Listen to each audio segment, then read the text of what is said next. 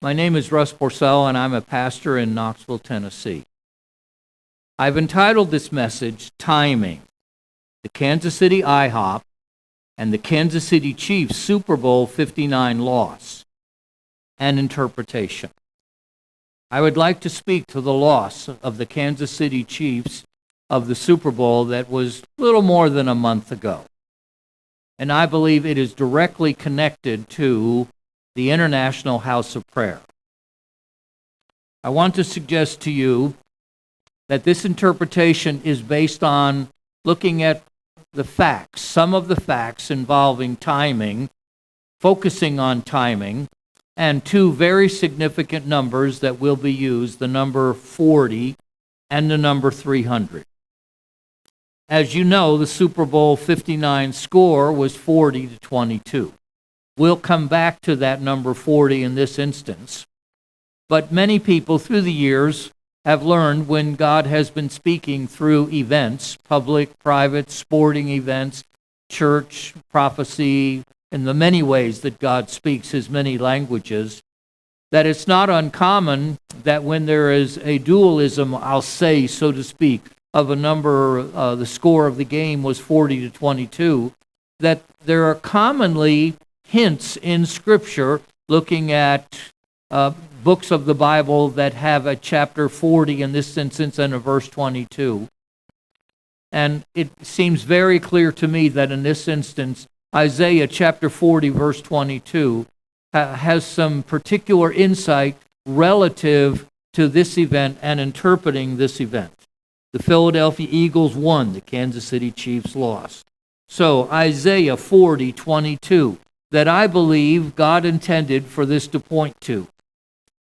Verse 22 says, "It is he who sits above the circle of the earth, and its inhabitants are like grasshoppers, who stretches out the heavens," speaking of God, "like a curtain, and spreads them out like a tent to dwell in." It is pointing to, interestingly, the magnitude of God and that he sits on the circle of the earth. I find it very interesting. There are times that it's of great benefit to look at the context that a verse is found in. In this instance, if you back up one verse, it says, verse 21 says, "Have you not known? Have you not heard? Has it not been told you from the beginning? Have you not understood from the foundations of the earth?" The insight that's found in this scripture, just ahead of it, speaking of God who sits on the circle of the earth, the insight is you need to understand from the beginning, from the very foundation. So in understanding this interpretation, I believe it's very important that I focus on as a start with where this began, and I believe it began 40 years ago in a prophecy that was given. Verse 23 says that just immediately follows it, "He brings the princes to nothing. He makes the judges of the earth useless." So it's speaking of the rule of God. He's overlooking the earth. He sees everything that's occurring. That in you and I, in understanding things, in understanding his removal of princes, is bringing the judges to nothing, to understand something from the very beginning. So I believe in this instance, the beginning point would have been a prophecy in 1985 called the baseball prophecy that Bob Jones gave to the newly forming House of Prayer movement in Kansas City. And this prophecy, the baseball prophecy, dealt with the future of the prayer movement and of the harvest. It came 2 years after the prayer movement began, and it was at a time period, those first 2 years were an incredible time period of many supernatural, stunning things that were done by God among them. When the prophecy was given, I think it was not understood in context of the time that they were in, but it really was a prophecy pointing to the future. There are several points that I would like to make about that prophecy. Number one, Bob stood when he gave it and said I have good news and I have bad news. He said the good news is that there would be worldwide attention would come to Kansas City. He said that was the good news. He said the bad news was that worldwide attention would come through a professional baseball season, and what happened in that baseball season would in fact be a sign about what would happen with the Kansas City prayer movement. Because God's sitting on the circle of the earth and overlooking the entire earth, his view is everything from above. We, because we're earth dwellers, our view tends to be just we see what's around us, what's beside us. We see at the level of what we see at the same level. God sees everything. And we are very prone to separate things and put things in categories. And God is completely aware of and attentive of everything on the earth. And he's able to overlook everything at one time, whereas we see in such an incredibly limited view. There is the feeling that there are secular dimensions and then there are church or spiritual dimensions. And in human thought, those lines don't cross, or it's the intention of many people to not cross those lines, say those are very different dimensions.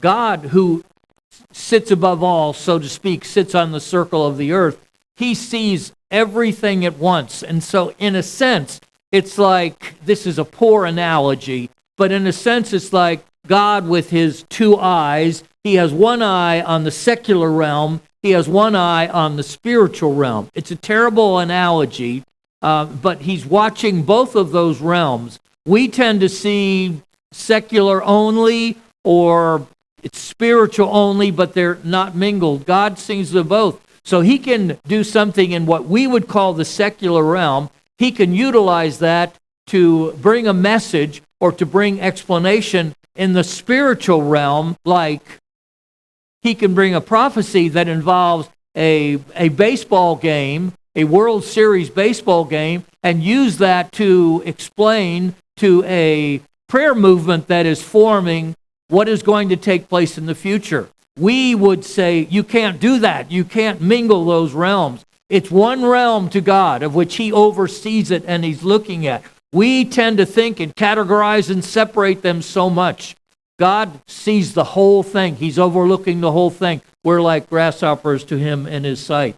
So it's no problem for him to bring worldwide attention, in essence, to Kansas City. And the meaning ultimately was the prayer movement, but he could do it through a baseball game, and it's no problem in God's eyes. It's a big problem in our eyes. I understand that. Number two, the Kansas City prayer movement would be counted out many times.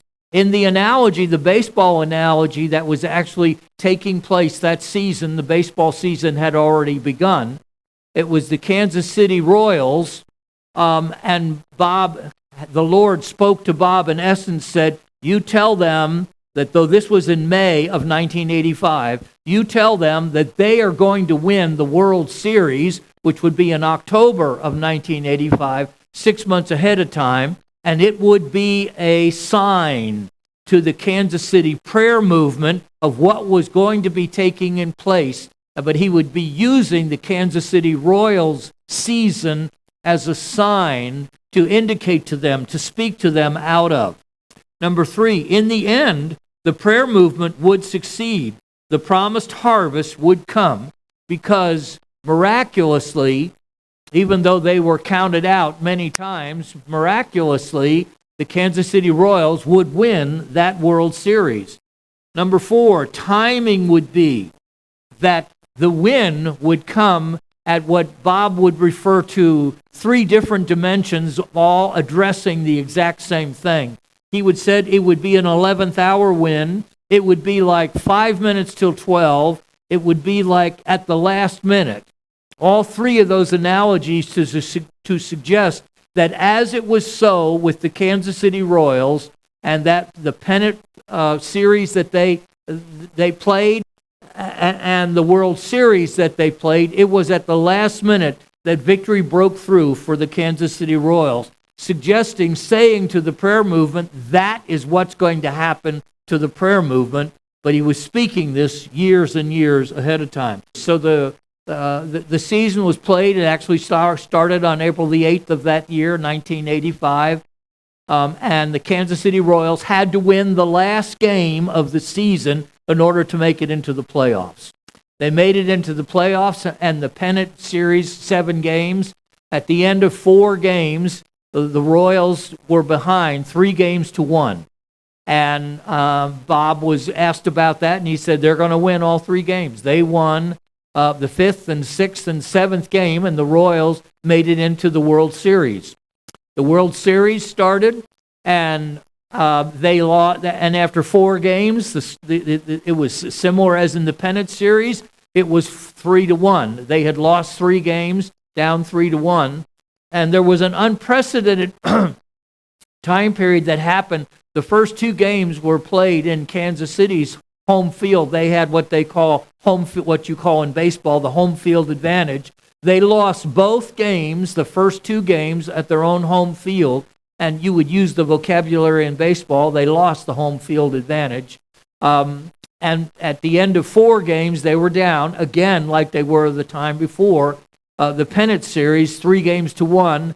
They won the 5th game, they won the 6th game, and it came down to the 7th and final game. And the day before that game, Bob showed up at a leadership meeting for the Kansas City prayer movement, and he explained to them, I've heard it, God told me that the number is the number 11. We need to pay attention to the number 11. He was asked what the 11 meant. He said, I don't know. I just know that God said the number is a number of 11 because it is an 11th hour movement, meaning it would seem to be totally vulnerable and not going to make it, but at the 11th hour, victory would come in. The prayer movement would succeed, meaning the harvest and the tremendous changes that take place in Israel that they were praying for as a prayer center, that they would succeed.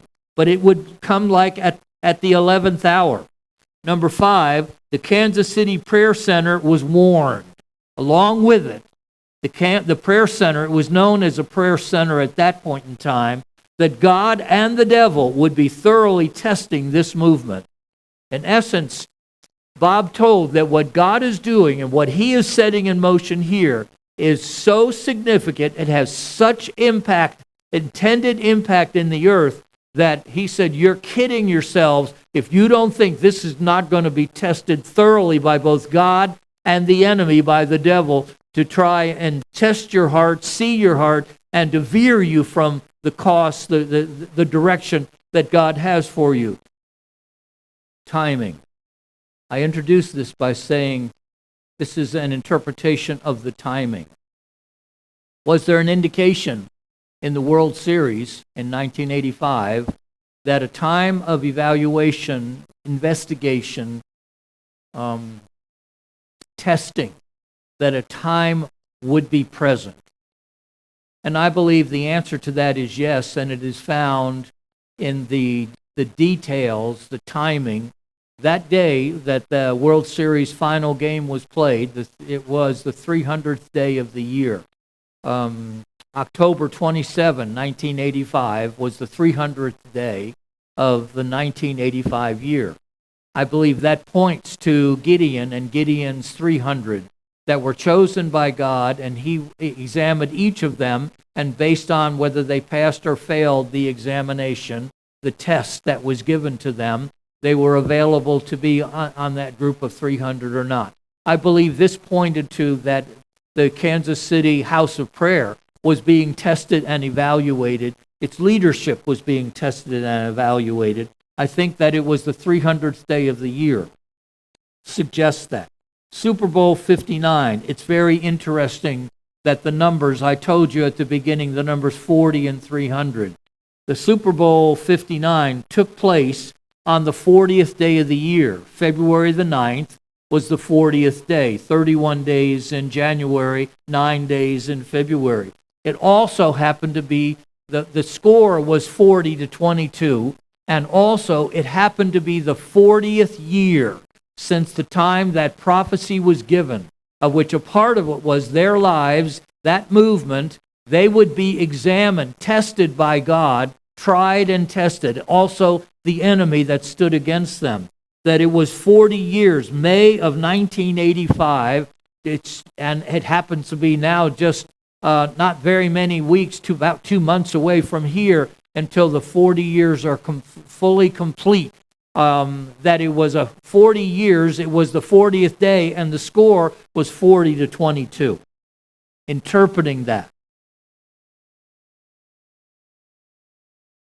I think what happened in the World Series of 1985 pictured. It was an event that I mentioned had never happened before. A team that lost their home field advantage and ended up winning the World Series. They lost their home field advantage, and they were the first team ever to have lost that and still turned around and won the World Series. But because of the evaluation, the 300, so to speak, the 40th day, the score 40-22, the 40th year, that there are aspects of the Kansas City prayer movement that instead of God's intention for them, they have lost, just as the Kansas City Chiefs lost Super Bowl 59. I believe the reason they lost Super Bowl 59 is because God used that, a major world attention-grabbing sports final. God used that as he did to call attention 40 years before that I'm telling you what's going to take place in the future. He used another sporting event in Kansas City called using the Kansas City Chiefs and the Super Bowl 59. God used that to announce to them they failed. The leadership of the Kansas City IHOP, the Kansas City Chiefs, the Kansas City IHOP, so to speak, the Chiefs failed. They failed the 40 years of testing. They lost their home field advantage. The home field advantage was the prayer movement, the college, the church, the many people, the worship teams, all of those things, the 24/7 schedule that had been functioning now for years, all of that is gone. They lost and the home field advantage. But the prayer movement has become a global prayer movement. So what would have been, should have been accomplished in the city of Kansas City in regarding the prayer movement, that has been lost. The global prayer movement will succeed. That was set in motion.